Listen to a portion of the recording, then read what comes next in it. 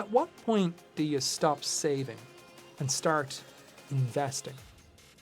The $1,000,000 question I hear from students in my courses is when to start investing. And by investing, what I mean here is actually like putting your money really to work. It's not necessarily in, mostly insured places that, they give you some interest rate when you're saving, but not a huge interest rate. Investing is typically where you're subject to risk. It is not guaranteed. It could be that you're investing in real estate, it could be investing in stocks, investing in alternative assets like gold, etc. So the $1,000,000 question I hear from students is when to start investing. Quite literally, waiting too long can cost you massively. So it is actually a $1,000,000 question. Here, I'm going to give you a clear roadmap balancing protection and growth. So step one, we're going to need a starter emergency fund by saving 1 month's safety net or 1 month of expenses for breathing room so that you can sleep at night. Just enough to breathe, not a fully funded emergency fund, just a first line of defense. Look, if you aren't making baller money, like maybe you're making less than $20,000 per year, then try to save just $500, right? 500 quid is fine. If you're making more than $20,000 a year, then you might want to bring that up to $1,000. It's likely that you're spending more than that per month. So you want to try first just to get it to that amount, 500 or 1,000. Now, an accident, like new brakes, tires for your car, it's more of an inconvenience or a headache rather than a financial disaster. Step two. Now, while this might be controversial, but before we get into step three, if your company offers something like an employer match, then take it before step three.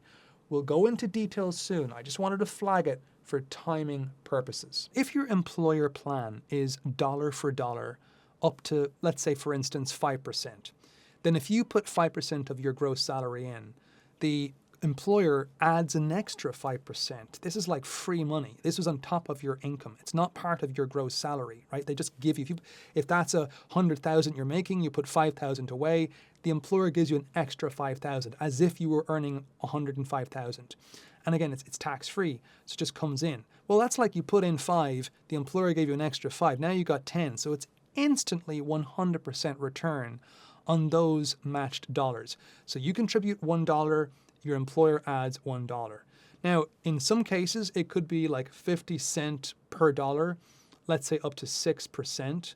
I mean, even still, you're getting half an extra, right? So if it was $5,000 you put in, they give you an extra $2,500. That's an instant 50%. That kind of risk-free boost almost always beats any debt rate, unless, I don't know, you're borrowing from the mafia or something. Like, if it's more than 100% or even 50%, most credit cards are in the 20%. Most of the high interest rate loans are in the double digits, but they're not in the triple digits, typically speaking. Not today, right? No, unless you're maybe like a Shakespearean play, Shylock from Merchant of Venice, right? What I'm telling you, but that's a different situation there. But two quick caveats, warnings for accuracy. So make sure you're what's known as vested. So this is like to know that how much you actually own if you were to leave right now. So hopefully you own 100% of that. Otherwise, they're keeping you on with golden handcuffs. So they're keeping you in the job. They're saying like you only get this if you stay on for this number of years, right? So if you plan to stay on for long enough, that's fine. But just make sure that you know that so that you do get to keep the match. The second warning is just confirm that your plan has a year-end true up. Sometimes they don't actually do the match at the end of the year if you didn't contribute enough earlier in the year and you suddenly were doing it later on. So check at least, do they reconcile at the end of the year? If they don't do this, just spread your contributions across the year so that you don't miss the match on later pay periods. Outside of emergency hardship or missing minimum payments, match first, then attack high interest rate debt. 100% return, you're only going to be paying 20%. I know it sounds ridiculous, right? 24%. That's a lot on debt, sure, but this is a 100% return. So controversial, I know, but match should be done before high interest. That's the smart default, mathematically. Step 3, pay high interest debt. Now the short answer here is to use 8% of a rate as your red line. Why? Because paying off $1 of 8% is risk-free after-tax equivalent return that's competitive with long-run stock returns, around about 10% nominal, 6, 7, maybe 8% real, and well above today's, let's say, 4% at the time of this video, 10-year Treasury yield. It is very difficult for investments to consistently outperform 8% after tax. So, for instance, a 20% credit card debt, it's going to drain wealth faster than you can build it. Or a high interest personal loan does the same. So look, paying them off is equivalent to giving yourself a guaranteed return equal to the interest rate, and you won't find any deal in the investing market that's similar to that. So above 8%, prioritize paying. Again, capturing any employer match first, because that's a 100%, right? So just do that step 2 first. But more urgent, all debt that's higher than, let's say, 12%, that's urgent. Debt that's higher than 12%, urgent, like super urgent. Typical credit cards, personal loans, like I would say drop everything and avalanche it. So here, the average credit card is typically 21 to 24%. High debt is what I would consider 8 to 11%. Here, you still want to attack it before you really go and start extra investing. Now, when it comes to middle debt, however, somewhere between about 5% and 7%, here we're going to use a hybrid or a split approach where you're going to put some of your money towards repaying it, but some of your money towards investing. And this split is going to depend on your tolerance for risk and your need for rapid, liquid access to cash. Honestly, if you've got something really low, like low debt, under 4 or 5%, if it's lower than that, I suggest just making the minimum payments and only modest amount of extra. Instead, I would focus on investing and having a cash buffer. So to summarize, if the rate you're paying is 8% or higher, that's high interest. So I would treat every extra dollar to that debt like a guaranteed 8% plus return. That's going to usually beat putting the same dollar in the market once you factor risk and taxes. Now, always consider after-tax return rates and special cases too. So, for instance, you may have a tax-deductible interest or even teaser rates before finalizing the plan, because you could get lower interest rates when you look at after tax, if you're getting tax write-offs for interest, etc. So they could actually drop a middle tier to a lower tier or a higher tier to a middle tier if you look at the after-tax rate, which is what you should look at, the after-tax rate. The tax deductible, again, teaser rates, things like that, before you finalize your plan. Step 4. This is the fun part. We're going to build and invest together. Here's where things can start happening on multiple fronts. And this is where I think is best when you've just medium or low debt that's left. That's your 5 to 7% for middle debt or under 4 or 5 for low debt. Now, once you've got a starter emergency or 1 month of living expenses saved up, and you've paid off your high interest debt above 8%, and remember, you can start matching your employer in between those two stages, you can then start really on multiple fronts. Continue building that emergency fund towards your target and start investing for long-term goals simultaneously.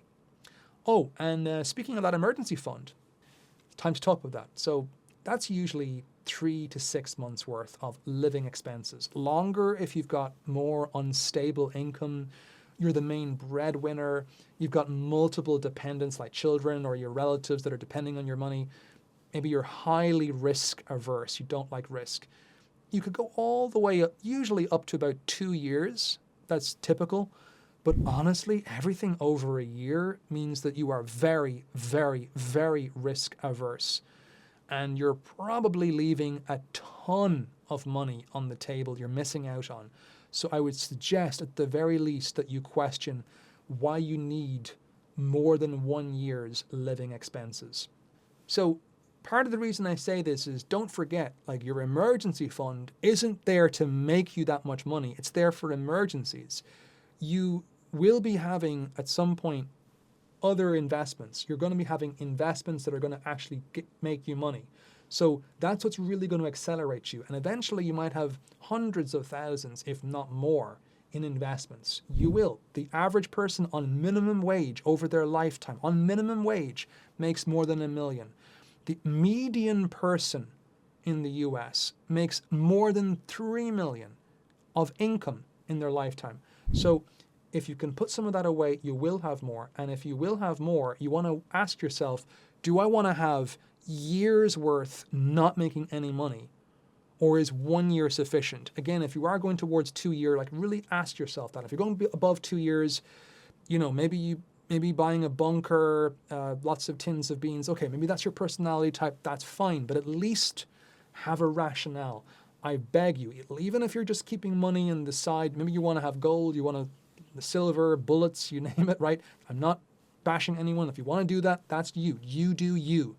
But have a rationale, be able to defend your position and say, this is why I'm doing it, right? This is why I believe that I don't want to have any money growing in the stock market or any money itself. I want to have years and years and years saved up, right? Like, at that point, you are sacrificing the future you for the present, right? And if something disastrous does happen, I'm not sure that it really will matter either way. If it's God forbid there's a nuclear, something like that, like a thermonuclear war, something like that. Like, at that point, you do have to ask yourself, all right, like, what really matters? Now you can do that. You can always convert wealth into income later. So, typically 3 months, building up to 6 as we're getting older, as we're having more dependence, as we're becoming more stable, maybe a year. But after that, like, you should have enough. At that point, you want to have high enough income, even passive income. You want to have wealth built up. So there's other things that can insure you, so to speak, or that can help out, rather than just all money that's in this pure safe form. But you do you. If you want a few years sleep well at night, that's fine. But you do have to rationalize it. This combined approach is more motivating than finishing one thing completely before starting another, right? Waiting.